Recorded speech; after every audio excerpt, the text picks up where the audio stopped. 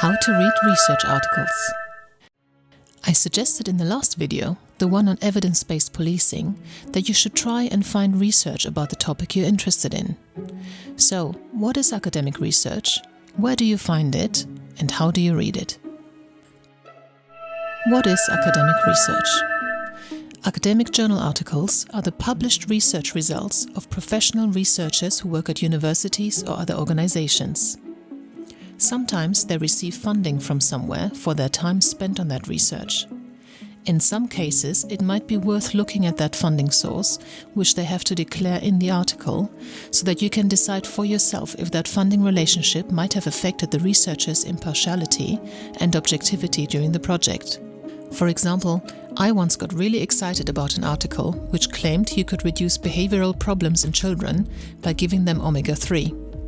But then I saw that the researchers got the funding for that piece of work from a company that produces omega-3 oil. Just to be clear, that doesn't necessarily mean that their work is not thorough and objective. But how can I know that for sure? It just caused me not to be completely confident in that research paper's findings, rightly or wrongly, as in my personal opinion, it would have been difficult for the authors of that piece to publish a paper saying the product of the company, who had just paid them a lot of money to do this research, actually has no effect on behavioral outcomes. On the other hand, it is only right that research be done on such products or ideas, so I might be doing that article injustice. What if that oil producer genuinely wanted to check the impact of their oil? They would have to get someone to test it, which is what they did. I'm not sure what the best solution to this dilemma would be.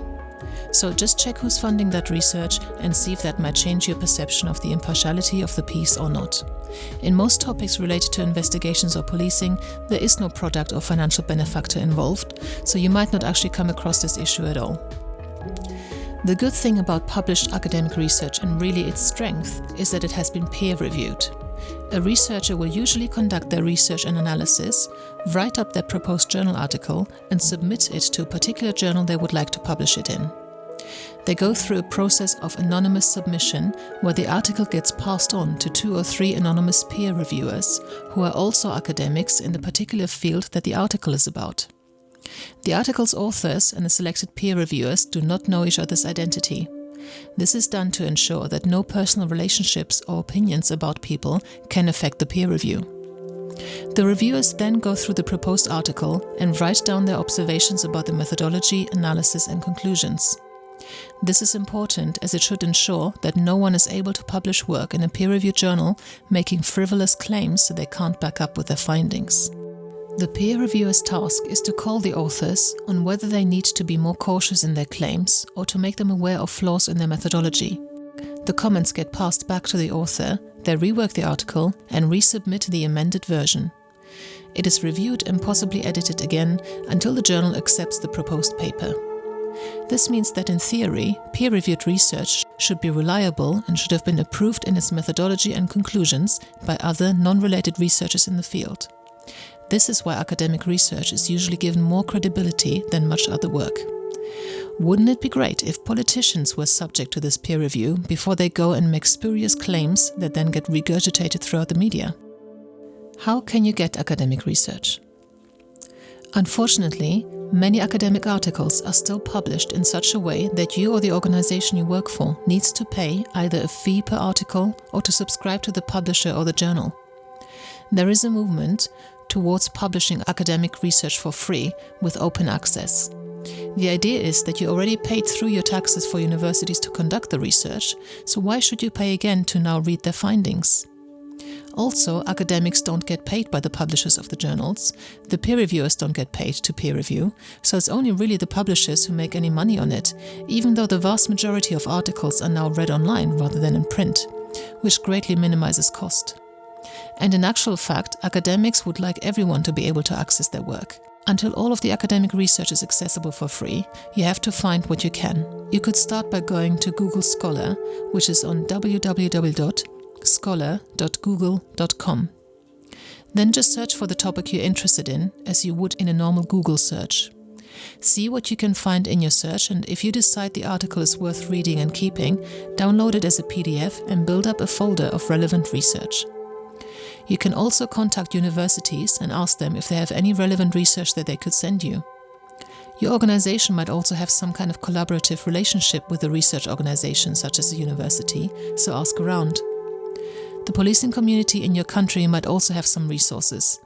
For example, in the UK, the College of Policing lists and publishes research, as well as providing an online platform for police personnel to communicate with each other. We also have the Knowledge Hub, which is a new way for police colleagues to get together about certain topics of interest and to exchange information. See if you can tap into something like that. Once you identify which researcher tends to publish research you are interested in, you can contact them to see if they would mind sending you other relevant research. And of course, you can contact your nearest or any Society of Evidence-Based Policing to see if they could send you any materials that might be relevant to what you are looking for. How do you read academic research? So let's look at some articles and talk through the structure. You can see the name of the publication in which the article was published and when it was published. The date can be quite important, as older research, depending on what the topic is, might not be as relevant as more recent research. For example, in the field of forensics or digital media investigations, an article published in 2019 should have more up-to-date and correct information than an article published in, say, 1989. Here you've got the title of the article itself, which can help you decide, when you scroll through a list of articles, whether it is relevant to what you're looking for. Then you have the list of authors. The main author, who did most of the work and should know the research best, is listed first. The other authors assisted to varying degrees, and it depends on how they worked together. Sometimes one author listed might have just done some reference checking or proofreading, or they might have done all of the statistical analysis. Sometimes a very established and known researcher will be in that list as well. They might have just overseen the piece and perhaps given some advice on it. You can't know just from the author listing. You will usually have one author's email address listed as well, so if you would like to speak to them about the work they did, you can do that. The article also lists the author's affiliation, for example, which university or police force they work for. Then you have the various sections of the article, usually an abstract, an introduction, then the details of the research they're presenting, and a discussion and/or conclusion. At the end, you have the reference section. What are references? They are the names and years you see dotted around the article. I mentioned earlier that the purpose of peer review is to prevent anyone from being able to just make spurious claims that are not backed up by fact or research. The names in the article basically refer back to the person who has made that claim before, and that person may either have presented proof or backup for that claim, or they may have just made that claim before the author of the article you're reading right now. In a way, this provides a chain of accountability, and it allows you to follow up with that reference and read that source article, which you will find listed in the reference section, if you want to look at the origin of that claim in more detail. So, the abstract gives a summary of the whole research. What was done, with how many participants, what was measured, and what was found. The abstract helps you decide whether the article is relevant to what you would like to know about and whether you might want to read it or not. The introduction gives a good overview of the field more generally, as it sets the scene of that particular topic of research you're reading about. So this might be a good source of information for you if you want to get a better understanding of the topic overall.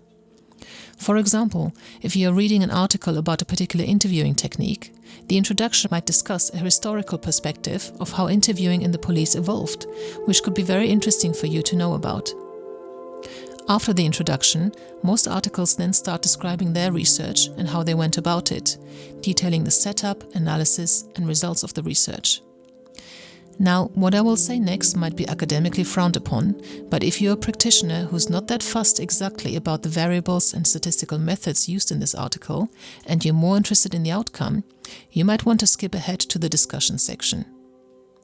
The discussion should then summarize the findings and discuss the implications, and again refer back to the wider context of this field of research. If you're in a rush or you want to be efficient and scan through several pieces of research, read the title and abstract, decide if you want to read the article, and read at least the discussion or the introduction and discussion of the piece. If you want to understand the methodology better, obviously read the parts in the middle as well. Unfortunately, most academic research is written in such a way that it is not exactly pleasant to read and straightforward to understand. Some academics seem to pride themselves in the fact they use a lot of big and heavy words and sentences, and actually that is counterproductive. So don't be discouraged if what you're reading doesn't really make sense. You won't be alone in thinking that. Even other academics and professionals dislike the way some academic work is written up. It's not always clear and easy to follow, but hopefully you'll be able to get the gist of it. Thank you for watching. I hope you found this content useful. You can get access to each episode's transcript with key learning points, timestamps and references if you get yourself onto my mailing list. Just go to the main website on policesciencedoctor.com, and on the bottom of each page you will find a sign-up form for notifications of new content. Just enter your first name, your preferred email address and the type of organization you work for. You will not get any spam. This is just for me to let you know about new content and for you to get access to all the transcripts.